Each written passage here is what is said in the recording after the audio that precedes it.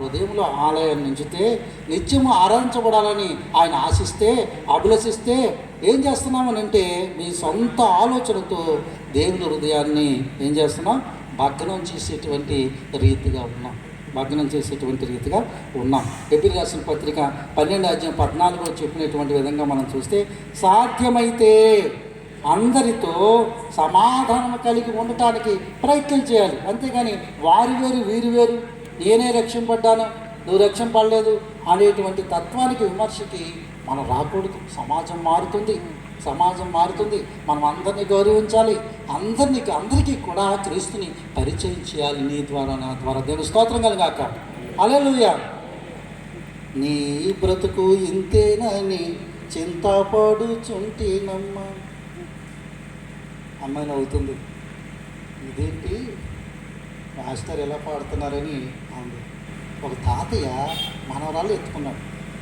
వాళ్ళ అమ్మమ్మేమో తుడుస్తుంటే తాతయ్య ఎత్తుకుని పాట పాడి అని ఆయన చెప్పాడు. ఆయన చెప్తే ఆ అమ్మమ్మ అంటుంది, అలా కాదే, నా బతుకింతేనని పాడమని అంది. నా బతుకు బాగానే ఉంది, తాతయ్యలో ఉన్నాను, నీ బతుకే చీపు పెట్టుకుని తుడుస్తున్నాను. అయితే ఈ మాటలు చిన్నపిల్ల కదా, తాతయ్యకి ఆనందమే, అమ్మమ్మకి కూడా ఆనందమే. ఇది గమనించండి. నేను ఒకరోజు డిఎన్ఆర్ కాలేజీలో క్లాస్ చెప్పేసిన తర్వాత స్టాఫ్ రూమ్కి వచ్చిన తర్వాత ఆ క్లాస్ అయిన తర్వాత ఇంకో క్లాస్కి వెళ్ళాలి నేను. ఈలోపు హనుమంతరాజు గారు అని చెప్పేసి ఆయన వచ్చి, కావండి మీరు ఇంత కటువుగా తిడితే ఎలాగా, మీలాంటి నల్ల జుట్టోళ్ళు అలా తిడితే పిల్ల ఏడుస్తుంది, దాని సంగతి ఏంటి అన్నాడు. చూడండి, అంటే తిట్టడానికి ఏం కావాలి? నల్ల జుట్టోళ్ళు తిడితే. ఎందుకంటే ఆ వయసుకి నా వయసుకి 2 సంవత్సరాలు తేడా. అప్పుడు నా వయసు 25, వాళ్ళ వయసు 22, 23 ఉంటాయి. పాపం అప్పుడు కొట్టు వచ్చేవారు 10th క్లాస్, ఇంటర్మీడియట్ కూడా. ఇప్పుడు అట్టటయాలు ఉండేవి కాదు. అప్పుడు ఏమన్నాడు ఆయన, మీరు అలా తిట్టారు ఏమన్నా అయిపోతుంది. ఇంటికి వెళ్ళిన తర్వాత ఏకైక టీవీ అక్కడ నేనే కొన్నాను.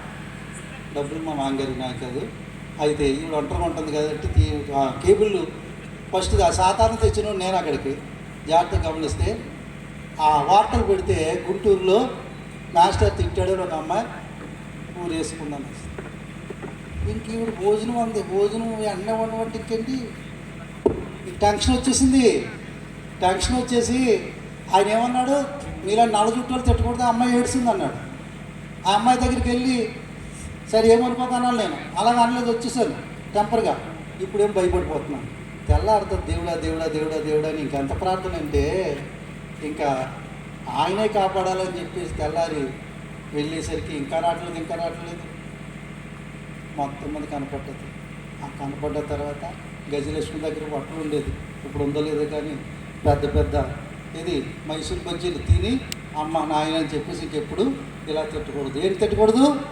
నల్ల జుట్టోళ్ళు అని చేత ఆ వయసు ఉండాలి. తిట్టాలన్నా ఏం చేయాలన్నా ఆ వయసు ఉండాలి. చదవండి ఒకసారి యోహాను సువార్త 8:57 చూద్దాం.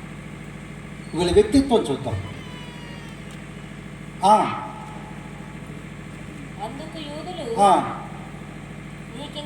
నీకింకను 50 సంవత్సరాలైనా లేవే. గమనించి ఒకసారి నీకు అసలు ఇంకను 50 సంవత్సరాలు ఆయన మాట్లాడుతున్నాడు. అధికారం కలిగినటువంటి వాళ్ళగా యేసుక్రీస్తు ప్రభు వారు మాట్లాడుతున్నారు. అధికారం ఉన్నటువంటి వారుగా మాట్లాడుతుంటే ఆ పరిచయులు వాళ్ళు ఏం చేస్తున్నారో తెలుసనంటే, అసలు నువ్వు దెయ్యం పట్టినాడు మాకు తెలుసు అని చెప్పి వాదలాడుతున్నారు.